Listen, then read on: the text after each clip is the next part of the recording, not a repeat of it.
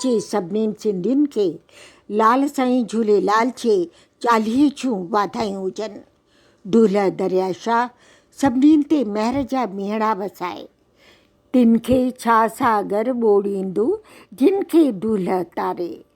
नओं न्यापो प्रोग्राम खणी अव्हां जे ख़िदमत में मां वीना श्रृंगी हाज़िर आहियां। जीए शाह सचल सामी जी ॿोली।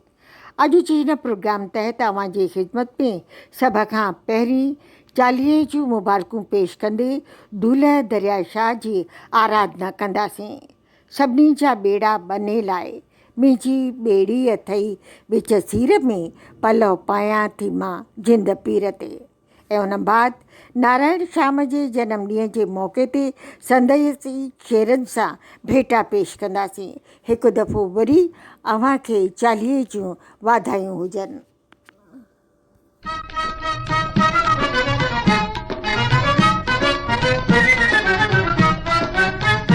मुंहिंजी ॿेड़ी अथई विच सीर ते, मुंहिंजी ॿेड़ी अथई विच सीर ते, पलव पायां थी मां जिंद पीर ते, पलव पायां थी मां जिंद पीर ते, बासूं बासियां थी मां जिंद पीर ते, बासूं बासियां थी मां जिंद पीर ते। 40 खे ही भजन ॿुधी रहिया हुआ प्रोफेसर राम पंजवाणी जी आवाज़ में। ऐं हींअर नारायण श्याम जे जनम ॾींहं जे सिलसिले में उन्हनि जे शेरनि सां असीं भेटा पेश कंदासीं अज़ीम शाइर श्याम खे। कविता जो काक धणी सदा हयात नारायण श्याम जे हिन जनम ॾींहं जे मौक़े ते श्याम जे भाउ NL नागवाणी ऐं श्याम जे सॼे कुटुंब खे वाधायूं पेश कयूं था। असीं संदसि पोटी चारू जा थोराइता आहियूं, जंहिं कुझु यादगार तस्वीरूं असां सां शेयर कयूं, जेके प्रोग्राम में शामिल कयूं आहिनि। जनम ॾींहं जे मौक़े ते श्याम जे शाइरी पेश करे हिंद सिंध जे अज़ीम शाइर खे भेटा पेश करे ॾिया आहियूं। श्याम कद काठ जा पूरा पुना, निमाणाई निहठई शख़्सियत जा मालिक ऐं उन्हनि सां थियल मुलाक़ातुनि जे आधार ते मां के हक़ीक़त सामिन अव्हां सां वंडणु चाहींदसि। मूं जॾहिं ऑल इंडिया रेडियो जे परॾेही नशरात में नौकरी करणु शुरू कई, उन वक़्तु हू हिकु टॉकर जे हैसियत में ईंदा हुआ। मां खेनि हेमराज नागवाणी जे भाउ तौरु वधीक सुञाणंदी हुअसि। हेमराज नागवाणी रेडियो ते कैजुअल ट्रांसलेटर तौरु कमु ईंदा हुआ करण लाइ।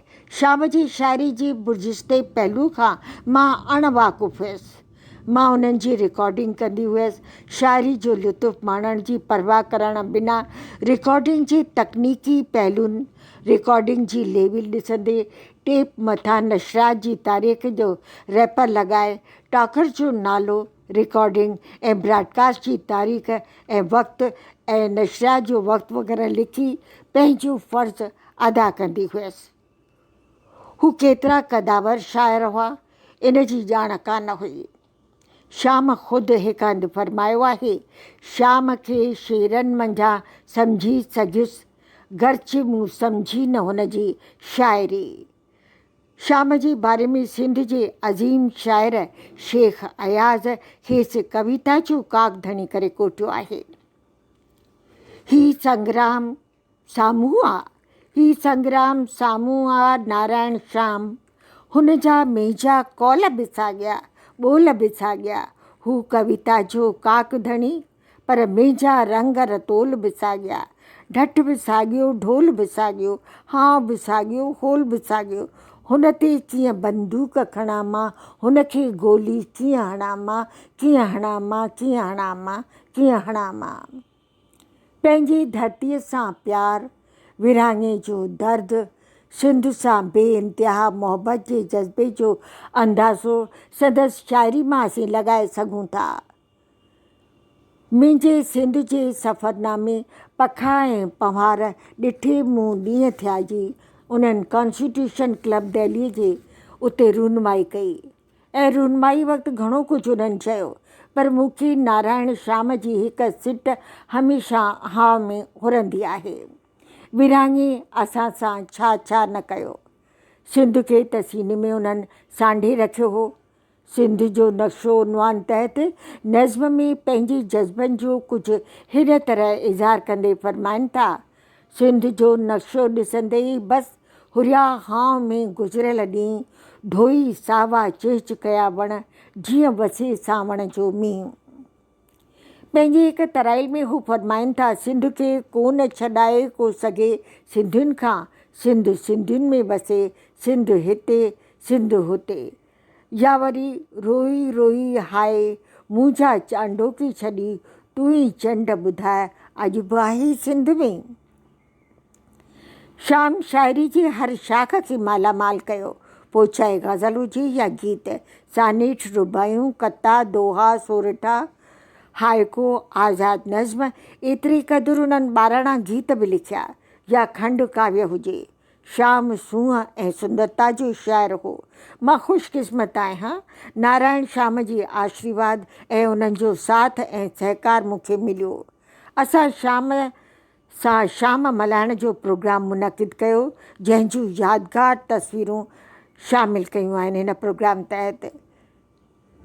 इन्हनि मारवी तंज़ीम तरफ़ां शाह लतीफ़ ते इंटरनेशनल सेमिनार में हिंद सिंध मां आयल शाइरनि जे मुशाइरे जी बि सिदारत कई ऐं डॉक्टर हरूमल सदरंगाणी उन मुशाइरे जा मुख्य महिमान हुआ। उन्हनि पंहिंजूं कविताऊं बि पेश कयूं। शाम रेडियो प्रोग्राम बाक़ाइदे ॿुधंदा हुआ। जा ॻाल्हि मूं संदसि शाइरीअ मां बि ज़ाहिर थींदी ऐं खेनि ॿुधो बि हो। हू हिकु कते में फरमाइनि था, दोस्त तुंहिंजो कलाम राति ॿुधमि ओचितो आयो दहली रेडियो तां। दोस्त तुंहिंजो कलाम राति ॿुधमि ओचितो आयो दहली रेडियो तां। सच त हर शेर थिए छुयो दिलि खे, पर चवां वाह वाह कहलाए। उन दौर में रेडियो जी वॾी अहमियत हुई। हलंदे चलंदे कमकार कंदे कननि में संगीत लहरी जो प्रलाव रूह खे राहत बख़्शींदड़।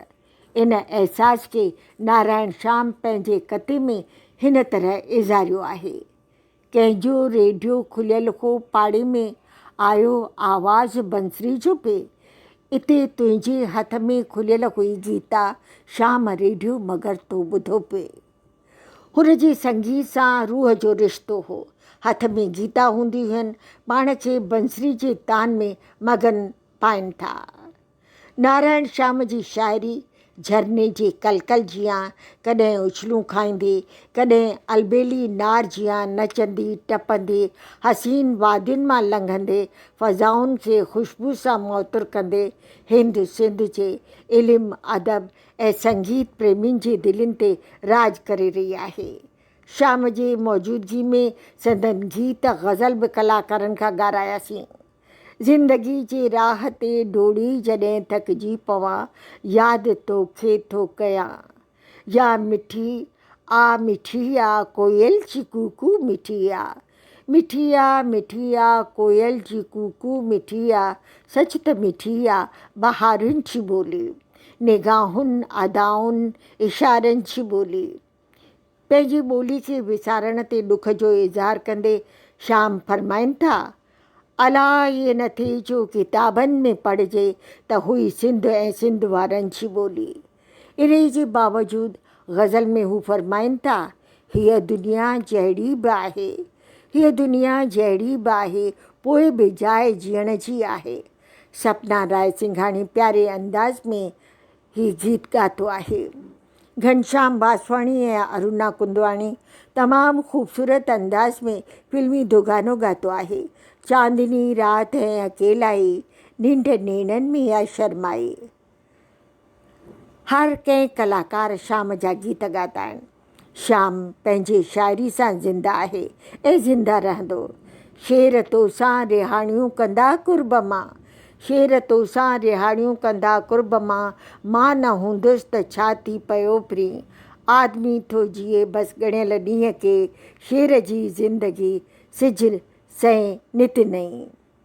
शाम जे शेर वक़्त जे विछोटी जे बावजूदि नित नओं आहे। आईंदे बि साॻियो जलवो पसाईंदो। मोकिलाणी नाही वीना श्रृंगी खे इजाज़त ॾींदा, सदाईं गॾु।